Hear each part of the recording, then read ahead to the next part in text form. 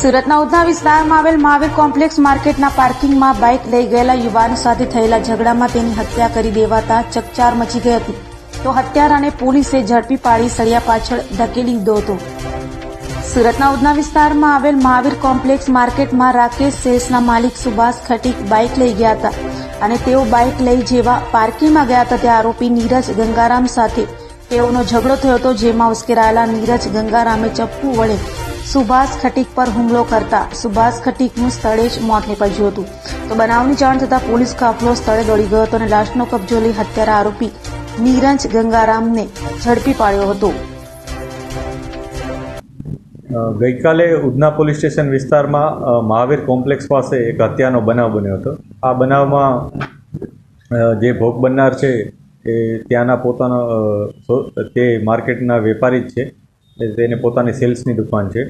એ ત્યારે પોતે બાઇક લઈને જ્યારે પોતાના કોમ્પ્લેક્સમાં આવે છે ત્યારે જે આરોપી છે એના સાથે એની કોઈક પાર્કિંગ બાબતે બોલાચાલી થાય છે અને આ બોલાચાલી દરમિયાન જે આરોપી છે એ ભોગ બનનારને પોતાના પાસે રહેલું ચપ્પુ એ એક ઘા મારી અને એમને ઊંડો ઘા પહોંચાડે છે અને એ ઊંડા ઘાને કારણે ભોગ બનનારનું મૃત્યુ થાય છે. પોલીસે આરોપી જેનું નામ નીરજ ગંગાસાગર કરીને છે એની ધરપકડ કરી છે અને એનો જે ગુનાહિત ઇતિહાસ છે એ પણ અમે તપાસ્યો છે. આરોપી અગાઉ ચોરીના ને એવા પ્રકારના ગુનાઓમાં સંડોવાયેલ હતો અને પોતે કોઈ નિશ્ચિત જગ્યાએ રહેતો નથી. એ ફરતો રહેતો હોય છે, ગમે ત્યાં સૂઈ જાય છે.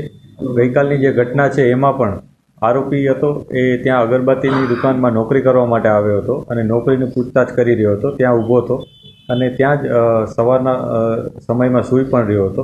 એ પ્રકારનું ઇન્ટ્રોગેશનમાં પોલીસને એણે જણાવ્યું છે.